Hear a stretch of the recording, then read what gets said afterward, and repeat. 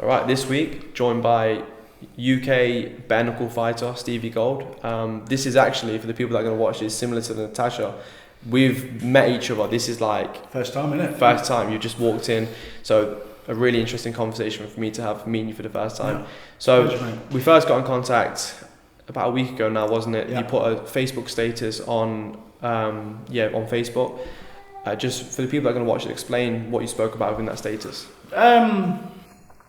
Well, it's just really like I've had a bit of a rough life, dark upbringing, and recently I've just been.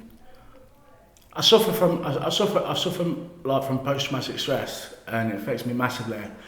And I didn't get the help I wanted as a kid, and I needed as a kid. And that's where for the people. And now it's like I need to do something. I need to talk.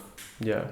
So this is actually for your first time. My first time I'll be talking about this. Coming out publicly, in fact, it's an honour to talk to you as well. No, it's not. I'm privileged to be here. Yeah. So with the timeline of events, when would you say that these things within your life first started to happen? To be honest, mate, I haven't got many. As every kid, I need a good upbringing, good memories. I can't remember many, mate. There's only certain 2 or 3 things I can remember when growing up that I can, like certain things like seeing my mum smile, like being with my mum. Like my earliest memory, I was in my real dad. I was only a baby. Really? He built an igloo. 2 igloos. It was snowing, and I can remember being in his arms in this igloo. Wow. And that's one of my earliest memories. But all my other memories are just dark, mate. Dark. Not good. Not good for any kid growing up. What age would you say that started? The dark memory, should I say?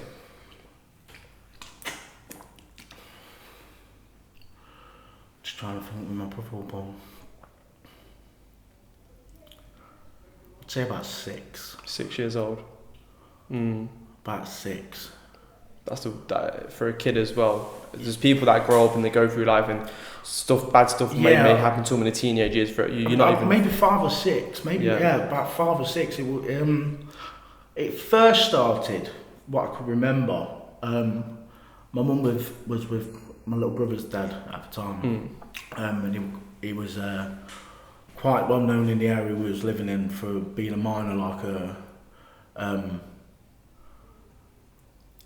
someone who worked for gangsters, big gangsters. Used to collect money and hurt people. Yeah. All sorts, mate. Like deep shit, yeah. And he was alright. He was a big man. He was 6'9", 7 foot. Really? Yeah, 25 stone of muscle. Wow. A monster. No one would mess with him. No one. That's the size of a wrestler's 6'9", 7. He looked like a wrestler. Big long hair. Yeah. Big long hair. Massive man. Wow. A mountain of like no one. He was a monster. And then he started like hitting her and stuff. It was alright. What I can remember, he was sound at the start. And then as I've got older, I've like spoke to my mum about it, and apparently he started taking like steroids. Oh, okay. And among other stuff. And like I said, he was a fucking known person. He was an horrible bastard in his game. Could get away with murder. Could get away with no shit. Yeah, he would kill her. Yeah. And then just like them memories, my earliest memories were my mum being beat. And like just loads of different flashbacks, like I don't know, like he was stood outside. He was trying to cut her hair off with scissors and stuff.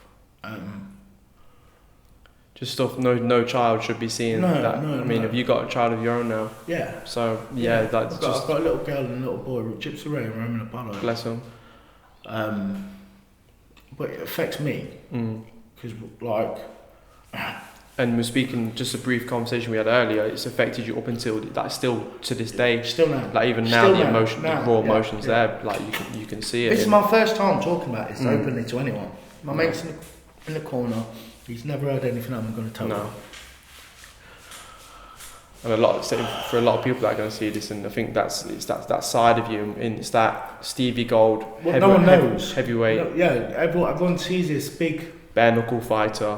It's the one sort of view of you, and and I guess it's understandable why they might have that view of you. It's like that's what they're going to see from the outside, but it's the story for someone like you to come out, and we've seen Tyson Fury in the past few years come out as well and talk about the struggles that he's had. I think it's a massive thing for people. Like I said earlier, Tyson Fury has a big influence on why I'm talking about this. Is it? Because like I've just said, he's heavyweight champion of the world, and just his character and who he is, and is in the spotlight, and he spoke about his dark side of it. Do you know what I mean? And in a way, it's kind of influenced me too. But I have been getting call them messages, whatever you want, call them voices, but I know I've been needing to do this to better myself. Just get it off the... I need to, mate. But yeah, my mum's partner, my little brother's dad, used to beat her and that, nearly kill her, nearly take her life on a daily basis, mate. Wow. Drowning her, ramming the car with it, my little brother and my mum in it. This is a dark one, mate. Take your time, brother. Take your time. No, very brave, honestly. That's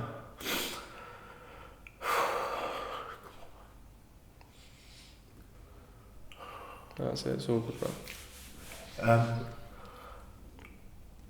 We was living. I believe it was near Skegness. It was near on your way to Skegness. It's just fields and random houses.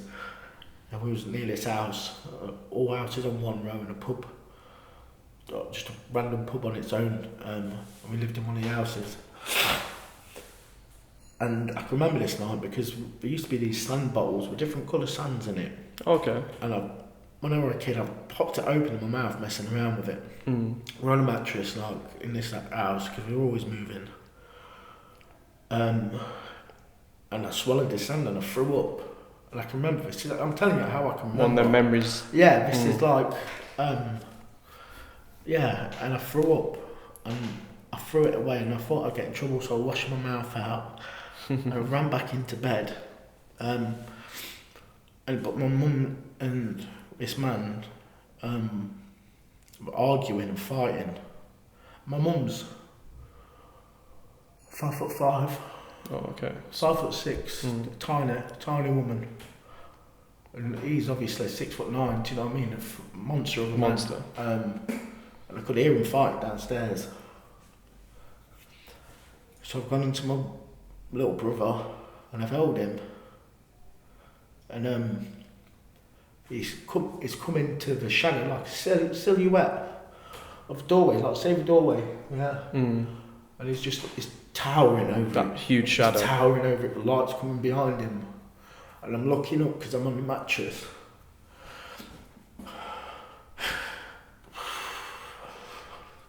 He's got a gun in his hand.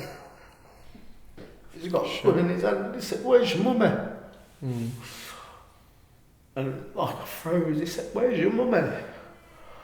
And I said, "I don't know." And I could see his fucking gun in his hand. Yeah. And he would have been real. He weren't a fucking dickhead. No messing around. Do you know what I mean? That would have been real when it was. Real shit. Sorry, mate. Nice. That's it, brother. Like I said, what I didn't know is my mum, she crept out the house and hid in a bush, and knocked on the neighbours, and the neighbours dragged my mum in. And then next minute, I can just remember all these armed police, helicopters and everything. Wow. Everything. And they've locked this road off. And he's in the bush and he's fighting 6-7 cops. Wow. He's in these fields. I'm sure he fucking started fighting a dog as well. Yeah. I'm sure he did. But yeah, they found the gun near him. But yeah, that's one of the memories I can remember with him. Like I said, I keep going off things. That's cool. Remind people how old you was at that point as well. And with that memory in particular.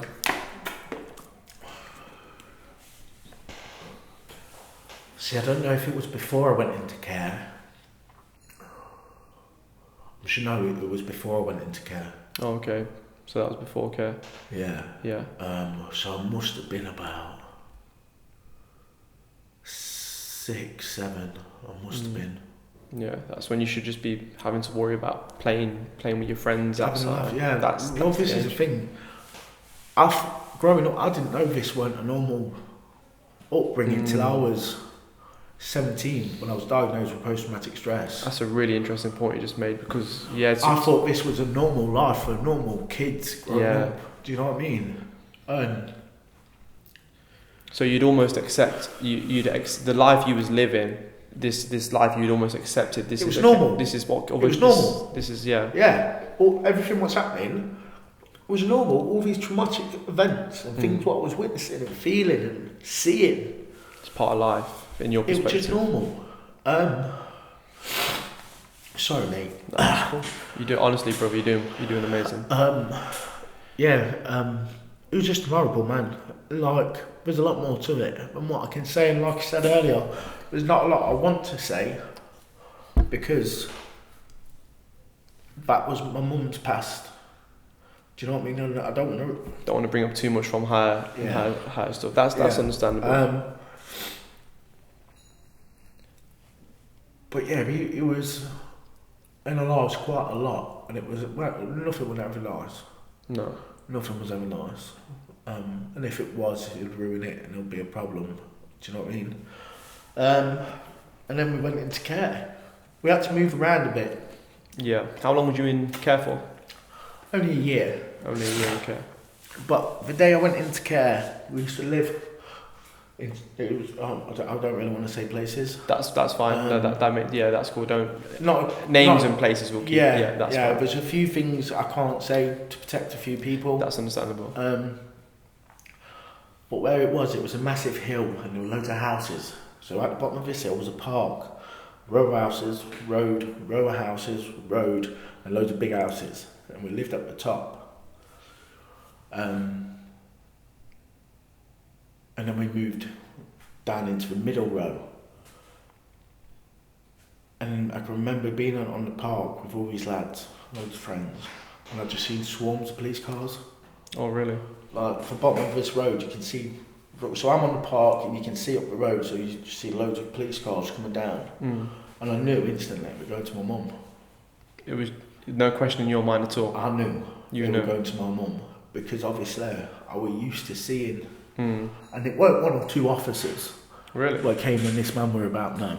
They came in fucking tens and tens, do you know what I mean? Like 10, 20. They knew what they were dealing Dogs, guns for lot. Yeah? He was an horrible bastard, me. Yeah? And I ran up the hill. And my mum was fighting with the cops, I'm sure she was. And this woman got me and my brother and put me in this car. And I could see my mum going mad. And all these police officers, and that, and this woman takes us away. And they took my older brother, I put him in one foster care, and then me and my little brother, Ashley, we always stayed together. Yeah. This is a bit of a bizarre question to the normal person, because in that moment people might assume, because you'd become so used to it, when that stuff happened, when you was in the car, was there any emotion? Was there crying, or was it just? Yeah, crying my eyes out. I felt like I can remember being at this roundabout and there was a massive Tesco. Like, this is a funny thing as well. Even now, I can tell you roads, houses, estates. I can tell you pinpoint fucking roads and everything. Glued in your memory. Yeah. I was at this big roundabout, and the first thing I was thinking is, I want to open the door. I just want to go. I want my mum. Yeah, it was horrible. Did you feel like you wanted your mum, but you also want to protect her at the same time, even at that very young age? See, at that age, and like, I've spoken to my mum about it. The thing what eats me is I couldn't do anything. Because of being a child, understandable. She said if you did, it would have probably hurt me or my brothers. Yeah. We had a dog as well. Megan, her name was. Big bull mastiff. Lovely dog, gorgeous dog.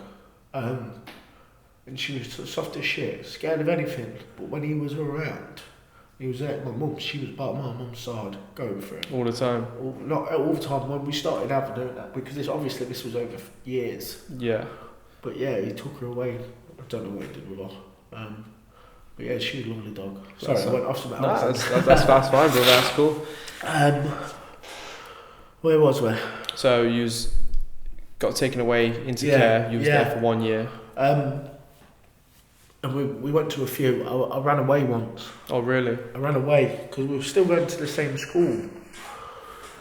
And we was near. And I can remember running away and looking through this house and seeing a bit of my mum. Oh, really? Yeah. I don't think I've told my mum that either.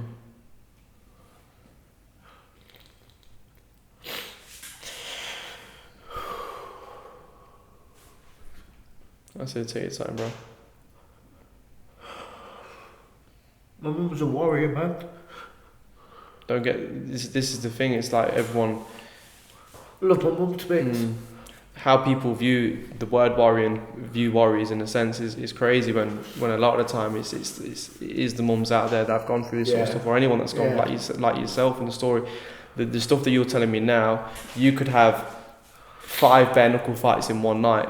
The respect and admiration I have for you for your story with this, that would be amazing, and that's unreal. But this story, I'm not doing this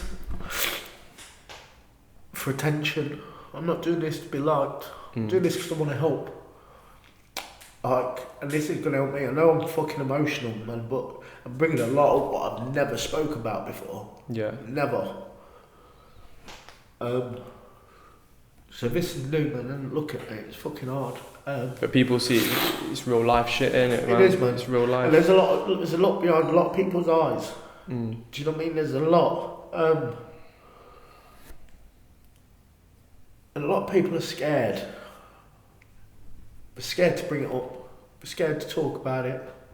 I'm scared sitting here talking about it. Well, it's taken you quite a while to... Mate, I'm 29. Years. Yeah. 29. Every time I've gone to get help when I've needed it, never helped me. Like, got in trouble when I was about 16, 17.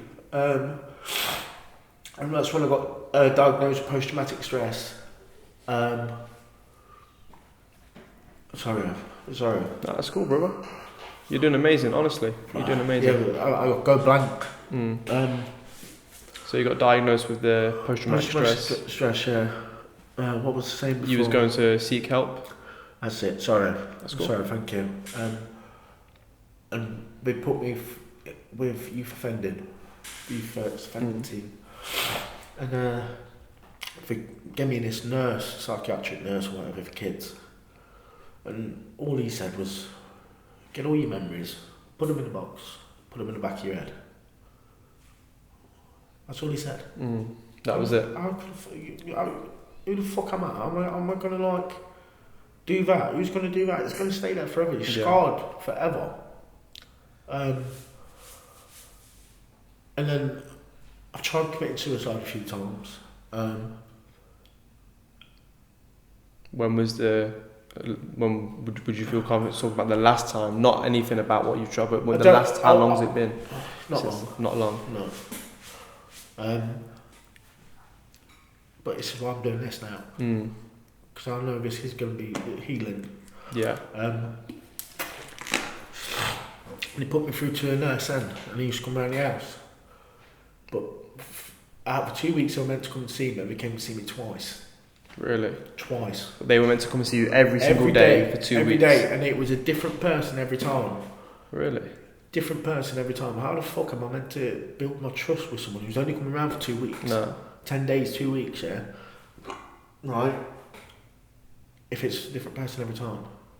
No, nothing's going to get developed there at all, is there? Yeah, but if we speak again in the future about something like this, I'll be more open, I'm open already. Yeah. But I've been more myself. Do you know what I mean? You like build with someone. That bond, that trust, yeah. Like their energy, their aura, and do you know what I mean? So when they are giving you that life-changing advice, whether it's a therapist, you actually feel like they're trying to help you, as opposed to it being their job. They clock in for their hours, talk to someone, then they're gone. Yeah. For someone in that sort of line of work, the victim wants to feel like this person cares for me. Yeah, this person's there for me. And the systems fucked me up from like day one.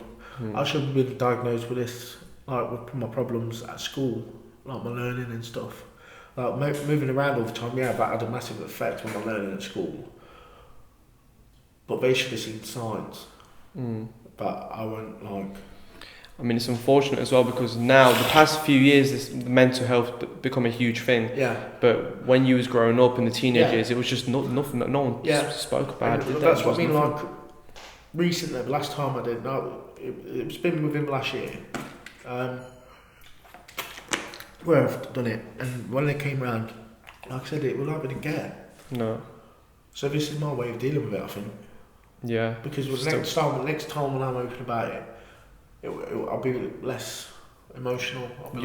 You'll know you've addressed, like today, you're probably addressing stuff. People could use what I'm going to say against me today, and use it against me. Like people could take the piss. Oh yeah, you got molested when you were fucking 7-year-old. Do you know what I mean? You got sexually abused when you were 15. Your dad used to beat you. Your mum used to get beaten. Do you know what I mean? There's evil people out there that will use this against me. It's true. Fuck them. Yeah, man. 100%.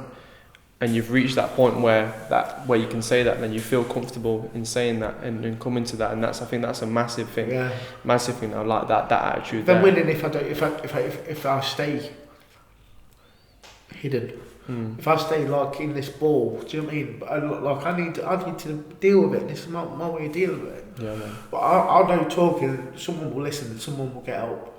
Absolutely. What you're doing now and what you're addressing is, it's crazy. There's going to be. Sorry for getting like this, mate. Honestly, brother, it's fine. There's going to be so many people that watch this and think, "Wow, they can relate to you in one way or another. Like the different things you've gone through." So when did the fighting start for you? And I mean, you've been fighting since birth. Like the story and the road you've had, but the boxing, when did that start? Everything what's happened is for a reason, and boxing has put me on a pedestal. People look up to me, and they do. Not being big at it, they do. People I've got hundreds, if not thousands, of people on my Facebook from all over the world. Real people. Yeah. And I talk to them. Fighting, I've been fighting all my life, like I said, like mentally. When I was 15, where we were living, we had problems with neighbours, and there was a pub. And they were all like fucking inbred, all clicking, like this little village. That sort of mindset. Where we live in Colville, Bagworth it was. Yeah. And we had problems with neighbours. And one night, I was with my friend Kurt at the time, Curtis, Ada, and an older lad we used to hang around with, Jamie Nile, Alex Nile. And this football team came out of his pub, like the house behind us where we were sat. We weren't doing anything, we were just chilling. We're kids chilling. The house behind us was one of the people's houses who we had problems with. So they've said something to like whoever's in the pub or their relatives and that. They've all come out. It was a football team, a bloke's football team. Yeah. Yeah. And you're 15 years old at the time. 15. It was just before I went to start King Ed, last school. I was going to King Ed, yeah. So how old are you when you go King Ed? 15, is it? 15, innit? Yeah. So yeah.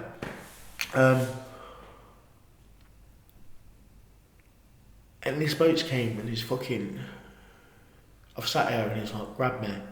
And he's licked all the side of my face, grabbed my arse, and put his tongue in my mouth. Respect, brother, respect. The whole football team stood there and watched. Not one man said anything or did anything. It was a fucking kid. Yeah. I've got a football team in front of me. Right, I'm shitting it. I'm a fucking kid, mate. And that dirty bastard did that to me. My mum found me in a bush, covered up, throwing up. Yeah. Police came out. They didn't do the job.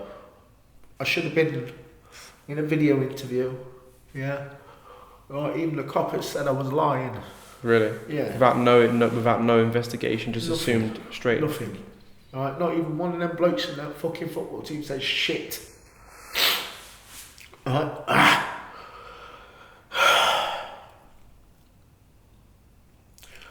He went to court, got away with it. The bloke got away with it. As a 15-year-old boy who's just coming to like puberty, going into manhood, like, do you know what I mean? That stage in your life is pivoting. Broke me down, mate. It fucking ruined me.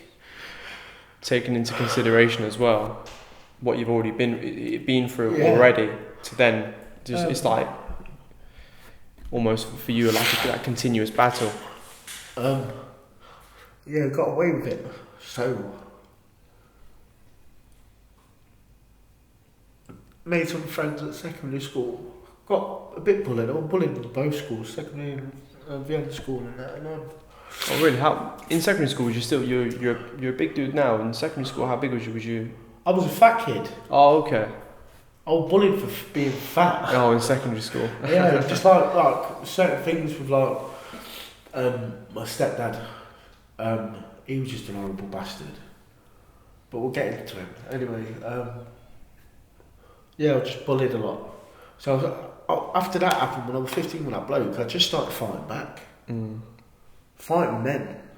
16, 17-year-old down the local town. Fighting with fucking rugby players. Me and my little crew. Do you know what I mean? Just anyone, anything. Yeah, but it weren't like we went out for it. They came for it. If you was confronted, there was no more. It was straight now. If you was confronted, okay, let's go. We was all on it. That was the new. Poles, fucking everything. Fist, dropping men. We just fucking we were ruthless. But only when we had to be. Do you know what I'm saying? Yeah.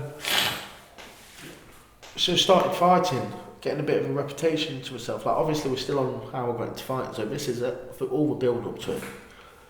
Got a bit of reputation for myself. Started robbing drug dealers, collecting a bit of money. Still as a kid, yeah. Like 17, 18, 19, yeah. Ended up going to prison. I pissed up one night. I was drinking a lot. It was like a litre of vodka a day between me and this lad. And we battered this lad. And for no reason, mate. It was fucking disgusting behaviour from him. Ended up getting 6 months, do 3. Okay. Fucking horrible time when I was inside then. Got out. Started getting back into trouble. Ended up robbing a drug dealer. He was behind the Emporium nightclub in Colville where we live. And he was selling pills. So I took the pills off him. Hit him, obviously. Took the pills off him. Thought nothing of it. Had the pills. Me and the mates fucking on it. The next day, I got arrested and put into Glen Parva. Okay. I was on remand for 16 months. Yeah. Really? That fucked me up, mate. Did the whole 16 months? That's on remand. Yeah. After 10 months, they moved me to Walford Road. Yeah, not knowing when I was coming out, and I was fighting in there. But only once again to protect myself. I had respect for the officers. Do you know what I mean? I was in there to do my time, but not knowing when I was coming home to my family. But sorry, no, it's fine, bro. it's all good. Yeah, it would just mess with my head. Got out, and I got into boxing I did a white collar. I'm here to talk the truth, yeah. And if anyone wants to use it against me, then they can. But it's my past, and I've got to talk it. That's fine, bro. When I got out, it changed me. Prison did. I went in there a boy, and I came out a man. I didn't know what I wanted in life. Before jail, I didn't give a fuck about working or anything. No. Do you know what I mean? I didn't have no goals in life. So I've got out, and I've started hanging around with a local dickhead. And everyone warned me about him. And then I started smoking crack. Not much, but I started smoking crack. And I can remember being in a car with, it was my stepdad, Junior. And I forgot I applied for this, you know, the charity boxing? Yeah, the 8 week, Yeah. the 8 week training stuff. Ultra white collar. Yeah. I got a random text and I was like, I've got to go. So I started doing that. Stopped to start the drugs while I was training. And it was like I was a natural. Like everyone there said, you boxed before? Just warm to it. No, just like my stance and everything. And I picked it up quick and I enjoyed it, I loved it. I was hungry for it. And then Jay Wang, he used to own Raging Bull. Yeah. Raging Bull gym. It was at his gym and I seen on this t-shirt, bare knuckle boxing. I said, hey. I said, do you do bare knuckle boxing? I said, yeah, we do. Would you be up for it? I was like, yeah, definitely. So I had my fight for the white collar, but I had 3 fights in 2 weeks. So it was a Sunday, a Saturday and a Saturday. Like 3 weekends. Okay, yeah. And I won all of them. And then a month later, Jay's like, I've got a fight for you. And just loved it. Was this the bare knuckle? He said knuckle, he's got the fight for you, he's got the bare knuckle. Yeah. Wow. Loved it. And then my second fight was with Rick and Elder. And that got like a massive reputation off that fight. And I just love it. Just get that release, isn't it? It's that release. When I get in that ring, yeah, like Dover told you, before a fight, now, you will know what I'm calmer than anything. Not sweating, not shaking, not nothing. Yeah. I'm numb. Yeah, I'm enjoying myself. I'm just. For you, I guess that's the nice side of fighting. The fighting that you've done throughout your life. Yeah. This is like finally a bit of fighting. That's a bit of fun. When I step in that ring, mate, I found peace. Like. Yeah, man. So it's weird. Yeah, it's a strange feeling. But as soon as I step into that ring, everyone gets nervous. Everyone gets like a bit of adrenaline going. Butterflies. It's how you control it. Yeah. And I think I've mastered it down to a T, really. As soon as I step in, everything just goes. Yeah. Everything. It's just me and him. It's such a weird feeling. Don't get me wrong, there's been 1 or 2 fights where I've not been focused, I've been poorly. Yeah. I've been off my head. Do you know what I mean? But do you feel like the fact that you have control over this, like finally when it's a boxing fight you've got control, and that's that mental. Yeah, but it's not just in the fighting. Like I've got control from everything because I'm there. Does that make sense? Yeah, no, I know what you mean. I'm not worrying about what's going on out the world, like outside that room, outside that hall. Just you, him. Just me and him. Yeah. And it's a beautiful feeling. It's like so unreal. Just want to say we've got to wrap it up, but we're going to have to do, for the people watching this, we're going to have to do a part 2. We're going to have to, mate. Because the amount of stories you've told here and the experience is incredible, but there's still a lot more to go. A lot more to tell. But I just want to say a massive thank you. I'm just going to reiterate it. This is the first time us ever talking and the first time you've ever come out publicly and spoke about some of this stuff that you've spoken about. Yeah. So the bravery, brother, amazing. But nice, mate. Nice to meet you. Nice one, bro. Thank you, mate.